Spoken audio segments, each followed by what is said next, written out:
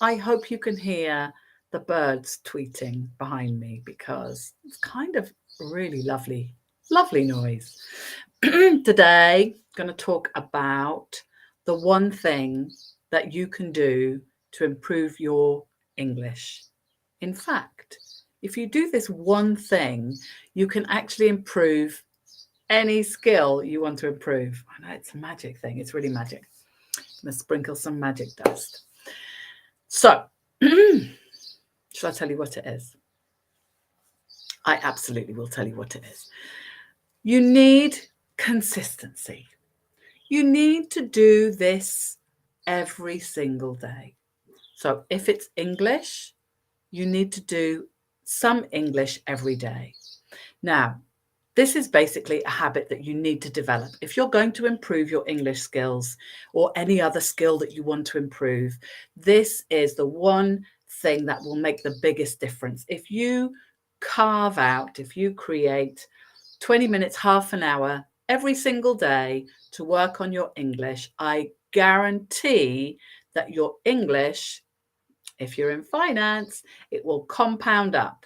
So you will learn something here today, and then if you do some more tomorrow, you're going to move up the ladder. If you learn a big chunk today and then you come back in a week, then your big chunk, you will have to redo your big chunk to a large degree before you can add a little bit more. So if you do some every day, you're going to add some every day. But if you do once a week, you're going to add a big chunk and then you'll go a little bit more. So consistency, do some every single day. What do you do about procrastination though? Because so many of my students, they have so many other things to do. If you're a parent, if you're working, obviously you're working, otherwise you wouldn't be doing business English. If you're working, if you have to clean the house, if you have to take the kids to school, if you have to do homework with them, if you have to do the list is endless.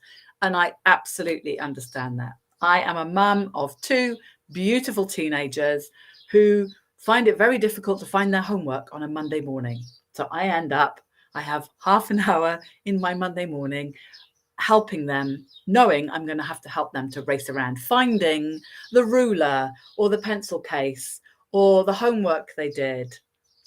You know it. So find a time that you absolutely know that you won't be interrupted, that you can give it your full focus. Now, procrastination and habit forming are two very closely linked effects. So I'm going to give you the tips to procrastination, and that will then help you with the habit formation. So if you get really crystal clear with the goal that you want to achieve, a lot of my students have, actually one of my students wants to speak at an upcoming conference. She has been invited many, many times, and she keeps turning the opportunity down because she doesn't feel confident enough with her English. So that is a really good specific goal. The next opportunity that will come up on this date, I want to be able to say, yes, I definitely want to take part. So have a crystal clear goal in your mind. Now, then you have to break down the steps. What do I have to do to achieve that goal? First of all, you perhaps have to find the vocabulary that you will need to make that presentation. You will then have to prepare the presentation. You will have to check that the presentation is correct and that your pronunciation is correct as well. And then you can practice. And then when the opportunity comes in, would you like to make the presentation? You can absolutely say yes with confidence and ease. Okay, so crystal clear on your goal. And then give yourself a specific time frame. Okay, I'm going to work on this for half an hour every day for the next week. Perfect. Now, when you're sitting at your counter drinking your coffee, scrolling It's one of the biggest procrastinator assistants I've ever met is the phone. So when you're sitting there scrolling, what you need to do is when you need to first of all become aware that you're doing it. And I know that actually becomes much easier as you go along. So become aware that you're wasting time, that you're scrolling, and maybe allow time for scrolling later in the day. I'm not saying don't scroll. I'm just saying put your goals first. Okay. So stop the scroll and then change your energy. Now, I find that a really good way of changing my energy is to physically move.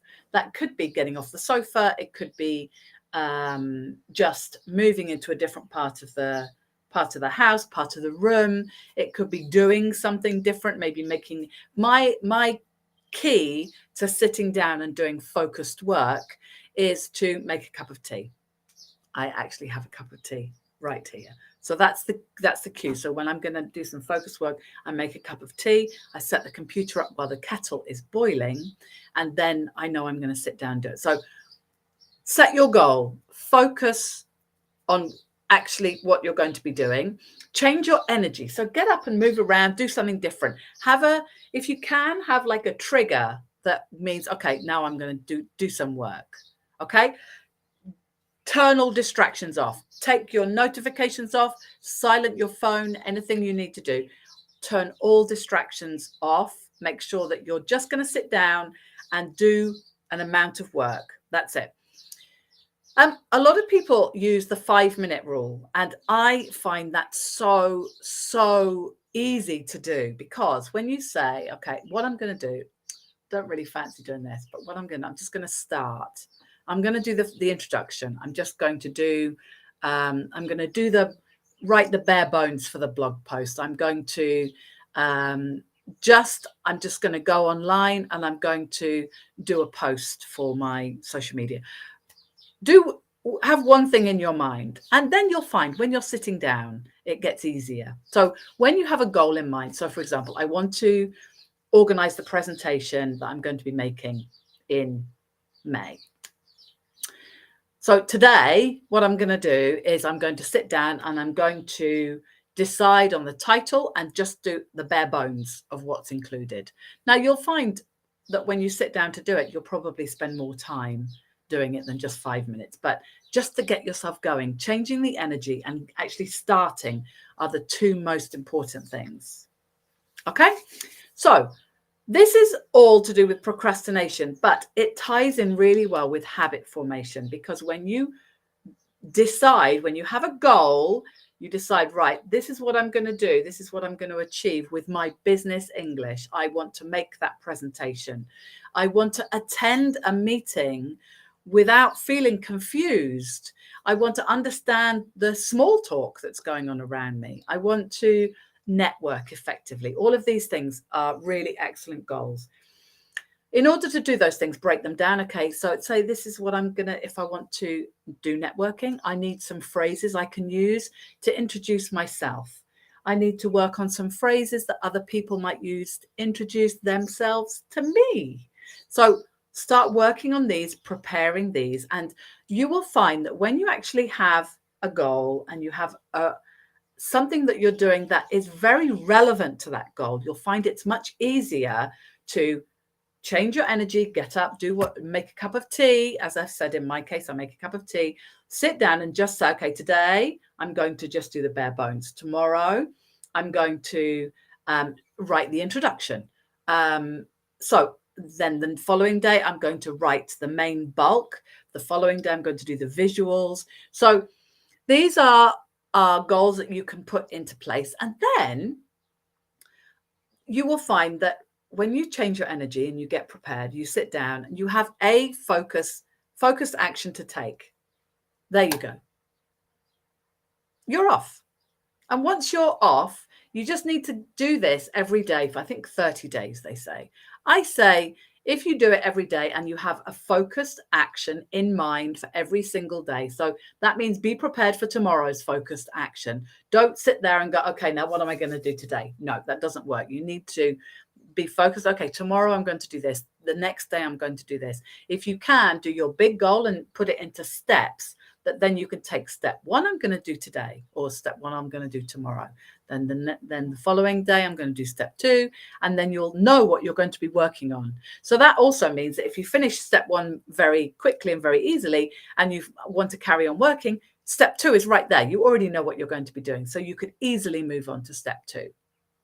Okay, so forming a new habit is the one thing that you can do that will move your language skills forward.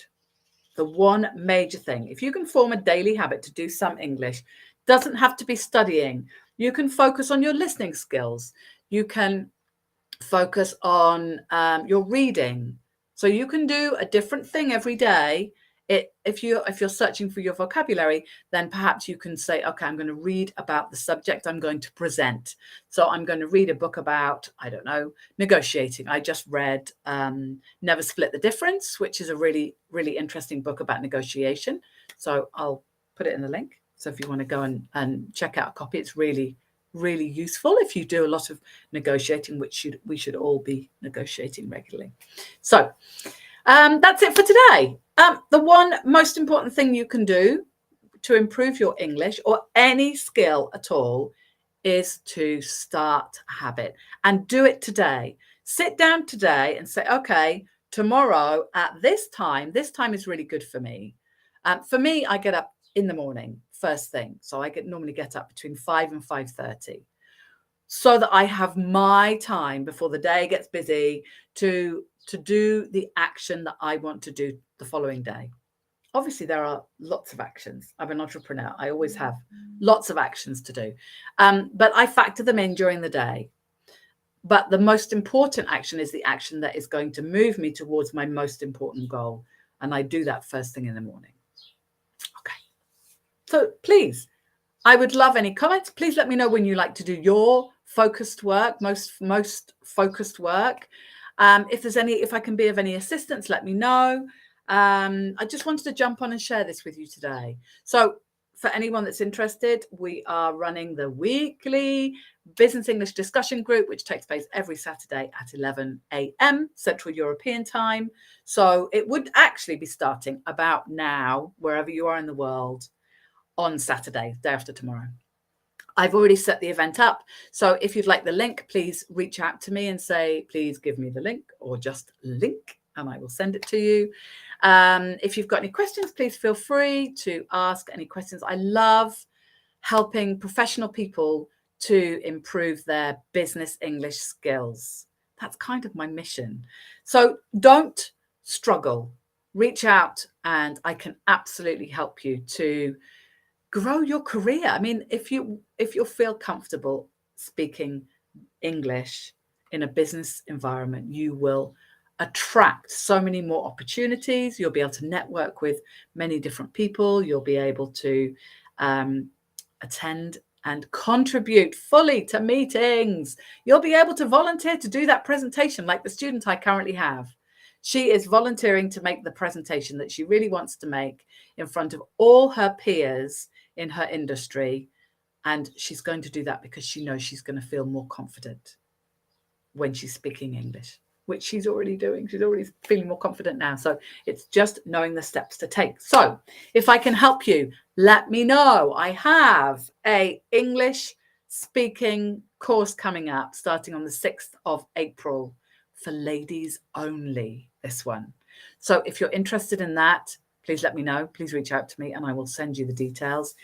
I also have a mastery course, which starts a group mastery course, which starts on the 14th of April. This will cover all elements of business English, holding and attending meetings, making presentations, negotiating, networking, introducing yourself, finding your vocabulary, all of these wonderful things. It's a 3-month course, but with some extra bonuses. So I'm going to let you know what the bonuses are next time. So I hope you have a wonderful day. Today's Thursday. I know tomorrow for you, in fact, all of us actually, is Friday, which is, I think, most people's favorite day of the week. Have a wonderful day and hopefully I'll speak to you soon. Take care.